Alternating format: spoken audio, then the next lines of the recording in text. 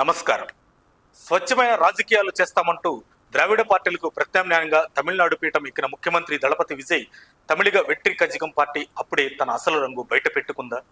ఎన్నికల ఫలితాలు వచ్చి కేవలం 20 రోజులే గడిచింది.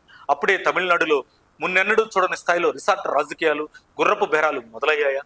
అవును, సరిగ్గా ఇప్పుడు తమిళనాడు రాజకీయాల్లో ఇదే హాట్ టాపిక్. ముగ్గురు ఏఐఏడిఎంకే ఎమ్మెల్యేలు అకస్మాత్తుగా తమ పదవులకు రాజీనామా చేసి ఏకంగా సచివాలయంలోని మంత్రి అదవ్ అర్జునతో భేటీ అయి టీవీకలో చేరడం పెను సంచలనంగా మారింది. దీనిపై మాజీ ముఖ్యమంత్రి డిఎంకే అధినేత ఎంకే స్టాలిన్ తీవ్ర స్థాయిలో విరుచుకుపడ్డారు. ఎమ్మెల్యేల చేరికను గుర్రపు వేగంతో జరుగుతున్న గుర్రపు బేరం అని స్టాలిన్ అభివర్ణించారు.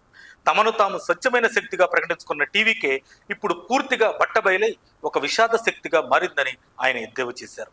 టీవీకే రాజకీయ ప్రయాణాన్ని ఒక 3 అంకాల నాటకంగా స్టాలిన్ అభివర్ణించారు. మొదటి సన్నివేశం ప్రభుత్వాన్ని ఏర్పాటు చేయడానికి డిఎంకే మిత్రపక్షాల నాయకులు మద్దతు కోరటం.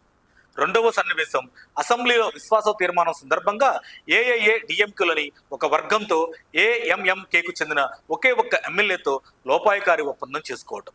మూడవ సన్నివేశం ఏకంగా ఏఐఏడిఎంకే ఎమ్మెల్యేలతో రాజీనామాలు చేయించి సచివాలయంలోని వారిని పార్టీలో చేర్చుకోవటం.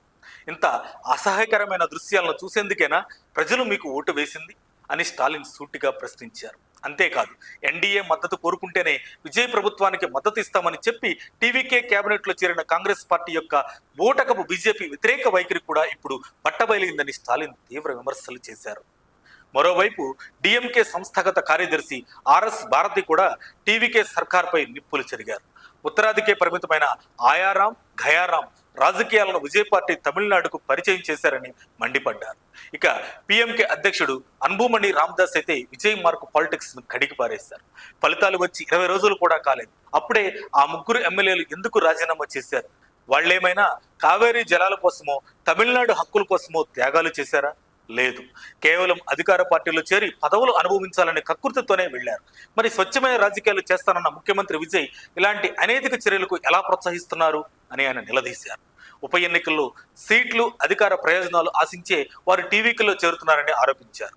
వీసీకే నేత ఎస్ఎస్ బాలాజీ సైతం ఈ చర్యను ప్రమాదకరం, అనైతికం అని విమర్శించారు.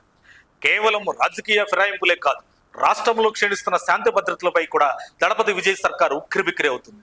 రాష్ట్ర వ్యాప్తంగా ఇటీవల జరుగుతున్న నేరాలపై డిఎంకే విభజన విభాగం నేత ఉదయనిధి స్టాలిన్, ఏఐఏడిఎంకే ప్రధాన కార్యదర్శి ఎడప్పడి పళనిస్వామి సోమవారం టీవీకే ప్రభుత్వంపై తీవ్ర స్థాయిలో విమర్శలు గుప్పించారు. ఇదంతా చూస్తుంటే ఆర్భాటంగా చెప్పుకున్న ముఖ్యమంత్రి విజయ్ టీవీకే ప్రభుత్వ నిర్వహణలో డొల్లతనం అతి తక్కువ వ్యవధిలోనే స్పష్టంగా కనిపిస్తుందని రాజకీయ విశ్లేషకులు భావిస్తున్నారు.